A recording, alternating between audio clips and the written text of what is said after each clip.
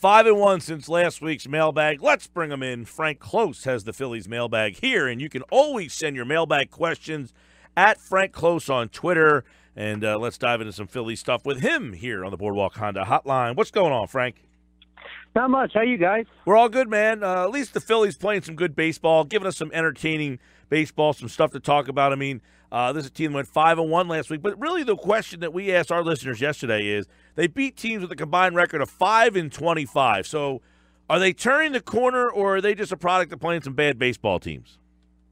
Well, you have to be at least somewhat decent to really beat up on those teams to the extent that they're beating up on them. So you really can't totally dismiss them beating the teams that they should beat, because, if you look throughout the course of the season, even the good teams lose some to those bad teams, and things are looking good. I think with the Phillies, at least, you're looking to see that their lineup functions and that their starters are going deeper and the bullpen's getting it together, and you see elements of all those things. So a lot of positive there that hopefully they can then take against some teams that have a little bit of a better record. Well, one of the positives has been Scott Kingery, and we talked about him last week, that if they didn't bring him up, they might not have had a couple of wins. So now that he is here, everybody likes the next best thing. Who's the next Phillies prospect to keep an eye on? It's funny because leading up till this year, there was always another name or two down the AAA that everybody was kind of clamoring for and was hoping to see as soon as possible. Right now, the Phillies are actually kind of in a little bit of a lull, where if you look at their top 30 prospect list, 3 names on it include Scott Kingery, include Jorge Alfaro, include J.P. Crawford, and guess what? They are all in the major league. They're all playing. And so really down at the AAA level, I think the types of prospects, if you want to call them prospects, quote unquote, that are going to be there are going to be the types that could be useful pieces on a major league roster, but they're not necessarily the big-time prospects that we were looking forward to in the past. So now Roman Quinn's there. He's on the 40-man roster, has a chance to be in the major leagues this year. Yasmil Valentin, he's got a real shot to be on the major league roster at some point. He's down there. Lefty reliever Zach Curtis, he's probably going to make an appearance as well, also on the 40-man roster. And other guys that are on the 40-man roster, like Dylan Cousins, they probably all have a shot of coming up. But in terms of being a big name, you don't necessarily have one down there at the moment. And there are still some really good options, like Tom Eshelman, who could join the rotation eventually, and Enyel De Los Santos, who they got in exchange for Freddie Galvis. He's playing pretty well so far.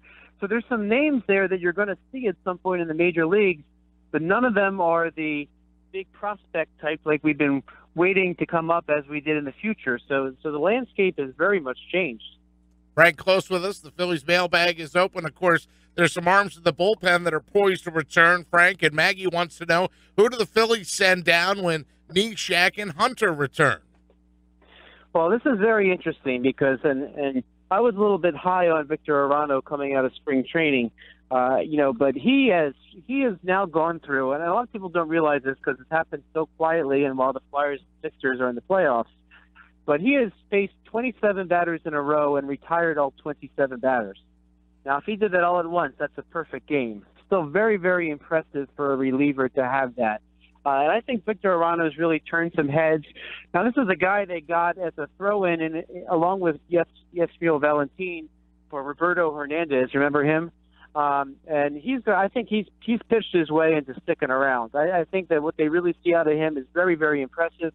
Also very impressive has been Yaxel Rios, who has also not given up a run so far this year after coming up kind of as he was further down the depth chart, but it took 3 relievers getting injured for him to make it onto the team. So I think what's going to happen is Rios, even though he's pitching well, he's probably due for some more seasoning, and he's probably going to go to the minors and get it. And I think it also ends a good story with Drew Hutchison, who he's been scored on in 40% of his 5 appearances thus far. And the thing about Hutchison, if they do designate him for assignment, they will free up a roster spot also at the same time. And it looks like they actually have a nice quantity of pitching now. And Hutchison, he was kind of there for the early on, long arm role. Mark Leonard Jr. isn't as close as Neshek and Hunter perhaps, but He's going to return at some point. The Phillies can always grab Jake Thompson out of AAA. They can grab Drew Anderson out of AAA. I think Hutchison, his days are going to be numbered on this Phillies team, even though he was a nice story out of spring training, and he does have a win to show for that. Frank, any timetable or update on Hunter and Neshek, how close they are? Well, they were hanging around St. Pete on over the weekend because they were working out in Clearwater. So you did see them around the team, which is probably a good sign. And it sounds like they're already on their way to being back soon. All right, Frank Klose with the Phillies Mailbag here on 97.3 ESPN. Vince Velasquez, we've talked a lot about him in his 2 years here in Philadelphia. Closer, eighth-inning guy, starter. They want him to start. But is he turning the corner? Yeah, so after that disastrous first start he had where he lasted just 2 2/3 innings, things weren't looking too good, and people were very frustrated and wondering if he was a long-term solution. Now, we've seen two good things so far. His one start was at 21 routes against the Miami Marlins in Miami. And then this weekend, I got to see him pitch on Friday in St. Pete against the Rays. And this start, he went 6 2/3 innings. He almost finished that seventh inning. His one walk kind of came at the end. But it looks like he's becoming a lot more efficient with his pitches. The one thing I observed from him watching him pitch on Friday was he seems less eager to go for the strikeout. Now, he did strike out 7, which is a good number. But he doesn't seem like when he gets to 2 strikes, he feels like he has to strike the hitter out. He seemed like he was willing to pitch to some contact. He seemed to have confidence in the people on the field behind him. And really, all along, Velasquez has been saying the right things when he talks about the games. He often talks about having to go deeper into games. He's talking about being more efficient with his pitches, and at least it's on his mind. At least he's kind of putting it into practice.